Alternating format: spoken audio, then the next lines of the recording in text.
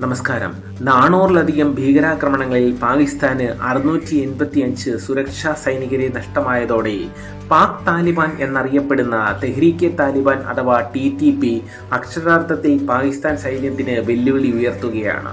ബലൂചിസ്ഥാന്റെ സ്വാതന്ത്ര്യത്തിനായി പോരാടുന്ന Balochistan liberation ആർമിയുമായി TTP സഖ്യത്തിലായതോടെ Pakistan ഒരു double front വാർ നേരിടുന്ന സ്ഥിതിയിലാണ്.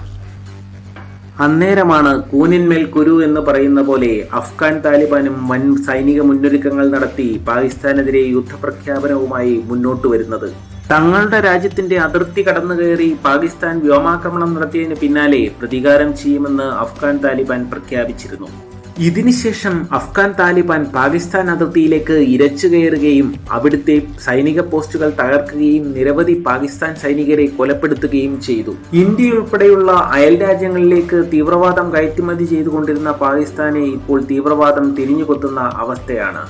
സോവിയറ്റ് യൂണിയൻ അഫ്ഗാനിസ്ഥാനിൽ അധിനിവേശം നടത്തിയപ്പോൾ അവർക്കെതിരെ പോരാടാനായി അമേരിക്കയുടെ CIA-യും പാകിസ്ഥാനും ചേർന്നാണ് താലിബാനെ സൃഷ്ടിക്കുന്നത്. സോവിയറ്റ് യൂണിയനെ അഫ്ഗാനിസ്ഥാനിൽ നിന്നും തുരത്തിയ താലിബാൻ പിന്നീട് പ്രാകൃത നിയമങ്ങളുമായി ആ രാജ്യത്തെ കുറെ കാലം നിയന്ത്രിച്ചു. താലിബാന്റെ കാലത്ത് അവിടെ വളർന്നു വന്ന തീവ്രവാദം ഒടുവിൽ അമേരിക്കയ്ക്കെതിരെ തിരിഞ്ഞു. 2001 നടന്ന 9/11 ആക്രമണത്തോടെ അമേരിക്കയും സഖ്യകക്ഷികളും പാകിസ്ഥാന്റെ സഹായത്തോടെ അഫ്ഗാനിസ്ഥാനിലെ താലിബാനെ ഇല്ലാതാക്കുകയായിരുന്നു. എന്നാൽ പാകിസ്ഥാൻ അവിടെ ഒരു ഡബിൾ ഗെയിം കളിച്ചു.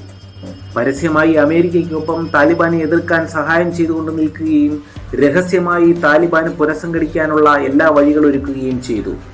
പാകിസ്ഥാന്റെ സഹായത്തോടെ ശക്തി പ്രാപിച്ച അഫ്ഗാൻ താലിബാൻ അഫ്ഗാനിസ്ഥാനിലെ അമേരിക്കൻ അനുകൂല ഭരണകൂടത്തെ അട്ടിമറിച്ച് അഫ്ഗാനിസ്ഥാനെ വീണ്ടും തങ്ങളുടെ നിയന്ത്രണത്തിലാക്കി. ആദ്യ അഫ്ഗാൻ താലിബാന്റെ ഭരണകാലത്ത് പാകിസ്ഥാനായിരുന്നു അവരുടെ രക്ഷകർത്താക്കളെന്ന് വേണമെങ്കിൽ പറയാം. കാരണം എല്ലാ കാര്യങ്ങളും പാകിസ്ഥാനായിരുന്നു നിയന്ത്രിച്ചിരുന്നത്.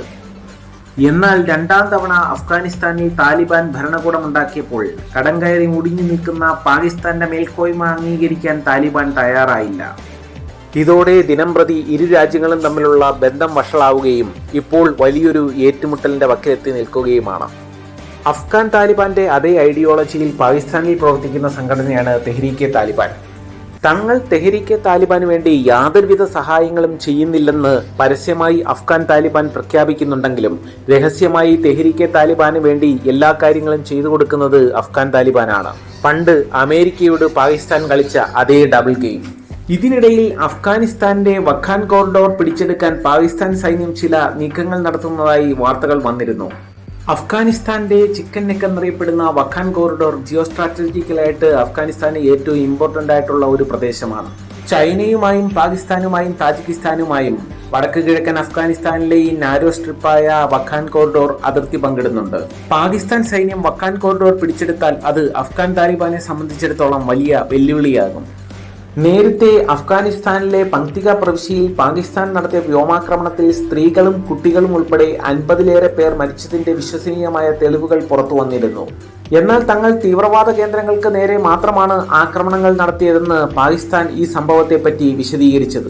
ഇതേ തുടർന്നാണ് പാകിസ്ഥാനും അഫ്ഗാൻ താലിബാനും തമ്മിൽ ചെറിയ ചെറിയ സംഘട്ടനങ്ങളിലേക്കും വലിയ ഒരു യുദ്ധത്തിന്റെ വക്കിലേക്കും കാര്യങ്ങൾ എത്തിച്ചേർന്നത്. പാകിസ്ഥാൻ സൈന്യത്തെ നേരിട്ട് എതിർത്ത് തോൽപ്പിക്കുക എന്നത് പ്രയാസകരമാണെന്ന് അഫ്ഗാൻ താലിബാന് നന്നായി അറിയാം. സൂയിസൈഡൽ അറ്റാക്കുകൾ ഉൾപ്പെടെയുള്ള ഗറില്ല യുദ്ധതന്ത്രങ്ങളായിരിക്കും പാകിസ്ഥാനെതിരെ അഫ്ഗാൻ താലിബാൻ ഉപയോഗിക്കുക. ഇതിനിടയിൽ പാകിസ്ഥാനിലെ വസീരിസ്ഥാനിൽ സ്വാധീനമുറപ്പിച്ച തെഹ്രീക്കെ താലിബാന് പാകിസ്ഥാന്റെ മറ്റു പ്രദേശങ്ങളിൽ കൂടി തങ്ങളുടെ സ്വാധീനം വർദ്ധിപ്പിക്കാൻ സാഹചര്യമുണ്ടാകും. അമേരിക്കയും സഖ്യകക്ഷികളും തോറ്റോടിയ അഫ്ഗാനിസ്ഥാനിൽ പാകിസ്ഥാൻ ആർമിക്ക് എന്ത് ചെയ്യാനാകുമെന്ന ചോദ്യമാണ് എല്ലാവരും ചോദിക്കുന്നത്.